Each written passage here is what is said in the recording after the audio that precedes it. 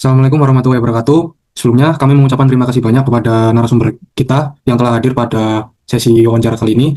Mungkin dari kami dulu izin untuk memperkenalkan diri. Perkenalkan, nama saya Muhammad Hadi Fabrianto dengan NPM 23071010151. Perkenalkan, nama saya Muhammad Fikri Aikal dengan NPM akhir 152.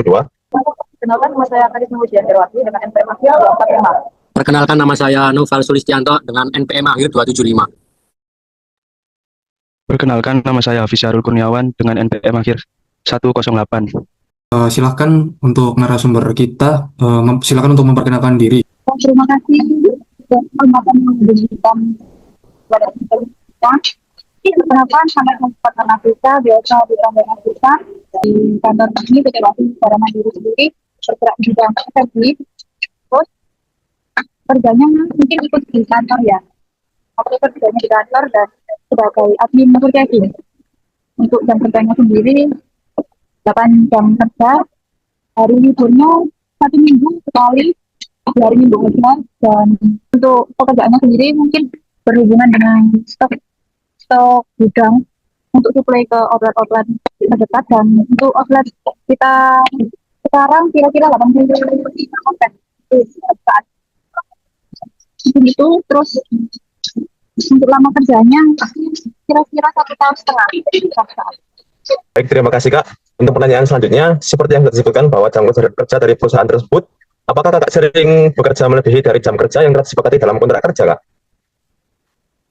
Untuk hal itu sering ya, karena pekerjaanku sendiri nggak bisa diundur untuk di hari berikutnya. Jadi di hari itu, kerjaan dari itu mau tidak mau harus dikerjakan hari yang sama. Jadi mau nggak mau, kalau misalnya dari itu nggak nutup, mungkin nambah jam kerja, tapi itu dihitung lembur dan hitungannya jam berjalan. Jadi setiap 1 jam dihitung 10% dari gajinya untuk hitungan lembur. Seperti itu. Itu kalau jadi kan banyak nyebutin kalau kalau hari kerjanya itu adalah dari 6 hari di dalam seminggu ya Mbak. Nah, kalau 6 hari dalam seminggu kan 8 jam. Misal kalau Mbaknya ada 1 hari, di hari tersebut itu cuma bekerja selama 6 atau 7 jam. Apakah di keesokan harinya harus ditambah 1 jam untuk menambahi jam kerja 8 hari tersebut atau enggak ya Mbak? Perusahaan sendiri enggak itu campur untuk masalah jam kerja. Ketika di hari sebelumnya jam kerjanya kurang, enggak ada di kontrak kerja juga, enggak ada apa ya, aturan untuk itu tadi di hari berikutnya gitu. Kalau untuk cutinya nih Mbak, dalam setahun bisa dapat berapa cuti biasanya? Kalau di kita itu cutinya dihitung per bulan ya. Satu bulan bisa ambil cuti selama sekali aja. Berarti dalam setahun itu ada 12 kali cuti ya Mbak? Iya, betul. Kalau misal ada 1 kali cuti yang 1 bulan itu nggak diambil, apakah bakal diganti uang atau ya udah hangus gitu aja nih? Kalau misal di bulan itu nggak ada ambil cuti, berarti hari berikutnya nggak bisa dirapel di akhir tahun gitu loh. Jadi kalau misal sebulan itu nggak ambil, berarti seterusnya udah hangus di bulan itu. Ingin bertanya, Kak, setelah mengetahui jam kerja dan teknis kerjanya, selanjutnya adalah apakah Kakak sudah merasa gaji atau upah yang didapat sudah sesuai dengan kerja yang dijalankan, serta selain gaji pokok, apakah Kakak juga mendapatkan kompensasi tambahan seperti uang makan, uang transport, dan lain-lain, Kak? Gaji sendiri mungkin biasanya umumnya pada perusahaan itu kan memberikan gaji di UMK minimum daerah ya.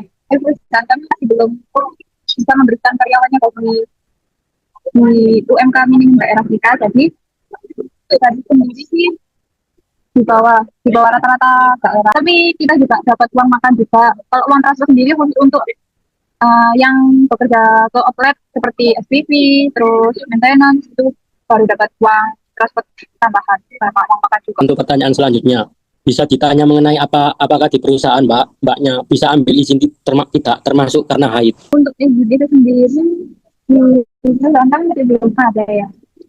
Izin keperluan keluarga yang berat seperti keluarga kita atau orang tua yang meninggal itu masih ada, tapi untuk cuti haid belum ada.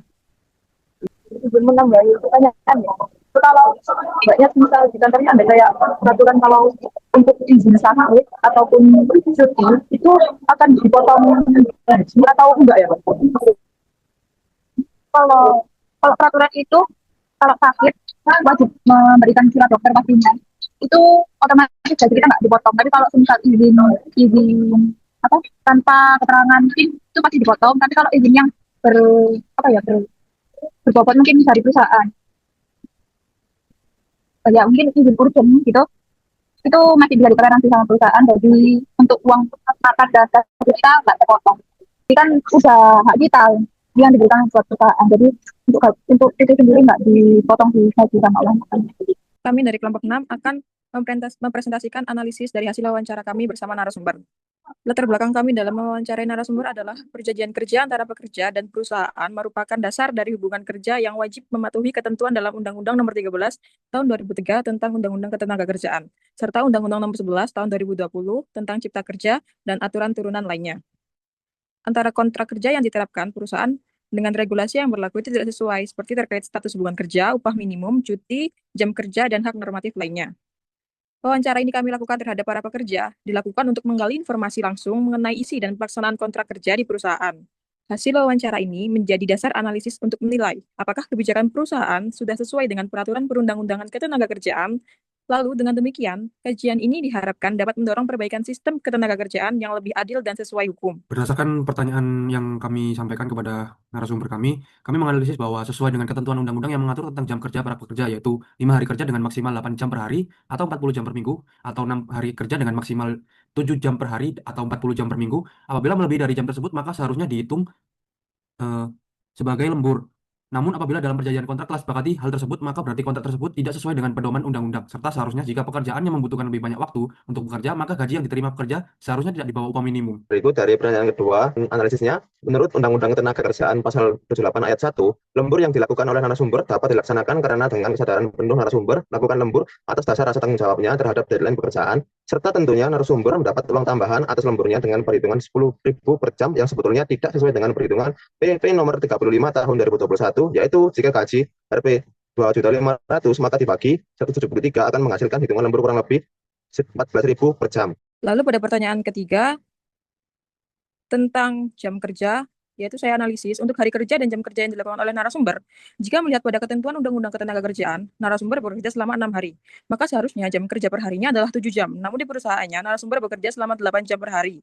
Dan hal itu tidak sesuai dengan ketentuan Undang-Undang Ketenagakerjaan terkait dengan jam kerja para pekerja.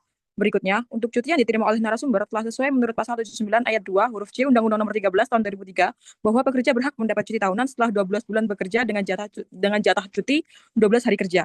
Untuk kompensasi pengganti jatah cuti yang tidak diambil, perusahaan narasumber tidak memberikan pengganti cuti tersebut yang bahkan telah diatur di pasal 79 ayat 4, namun dengan catatan bahwa cuti tidak diambil karena alasan pekerjaan yang tidak bisa ditinggalkan. Namun, biasanya hal tersebut diatur lebih lanjut pada perjanjian kontrak pekerja yang telah disetujui oleh pekerja, serta kebanyakan perusahaan di Indonesia juga mengatur hal yang sama, untuk tidak ada penghentian kompensasi untuk cuti yang tidak diambil oleh para pekerja.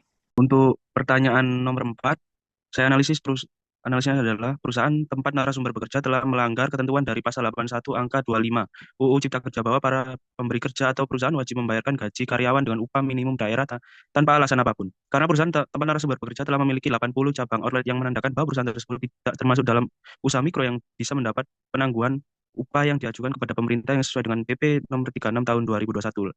Lalu uang makan yang diterima oleh narasumber merupakan tunjangan tidak tetap yang biasanya didapatkan bersama uang transport. Namun pemberian tunjangan tersebut tidak dapat menutupi kekurangan gaji yang di bawah minimum upah daerah. Karena bagaimanapun juga gaji merupakan bayaran pokok yang harus diterima oleh pekerja sebelum ditambah oleh tunjangan apapun walaupun ketentuan gaji telah ditetapkan dalam kontrak bersama. Namun hal tersebut tidak dibenarkan karena berarti peraturan kontrak tersebut telah tidak sesuai dengan peraturan undang-undang yang menjadi pedomannya. Untuk pertanyaan yang kelima yaitu menurut analisis saya, untuk izin sakit yang telah diberikan oleh perusahaan telah sesuai dengan Undang-Undang Ketenagakerjaan dan juga untuk cuti yang lain seperti cuti urusan keluarga, meninggal atau menikah diizinkan selama ada bukti yang jelas.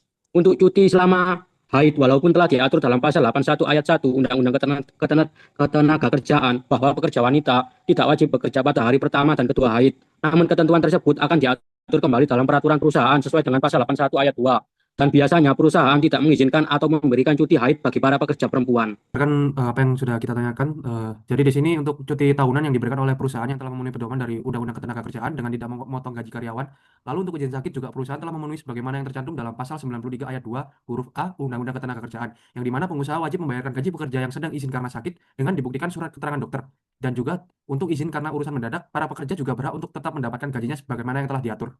Kesimpulannya yaitu berdasarkan hasil wawancara dan analisis terhadap praktik ketenagakerjaan di perusahaan tempat narasumber bekerja, ditemukan sejumlah pelanggaran terhadap ketentuan perundang-undangan ketenagakerjaan seperti jam kerja yang melebihi batas maksimal tanpa kompensasi lembur yang sesuai, upah di bawah UMR, serta tidak diberikannya hak cuti haid bagi pekerja perempuan. Meskipun beberapa aspek seperti cuti tahunan, izin sakit telah dijalankan sesuai peraturan, masih banyak perbaikan yang perlu dilakukan agar hak-hak pekerja dipenuhi secara adil. Studi ini menegaskan pentingnya pengawasan dan penegakan hukum ketenagakerjaan yang lebih tegas agar perusahaan tidak semena-mena dalam menyusun kontrak kerja dengan sistem pengupahan. Terima kasih banyak kepada Kakak Irfan Nurafisa atas waktunya dan juga sudah berkenan untuk kita wawancarai untuk menyelesaikan tugas dari mata kuliah kami.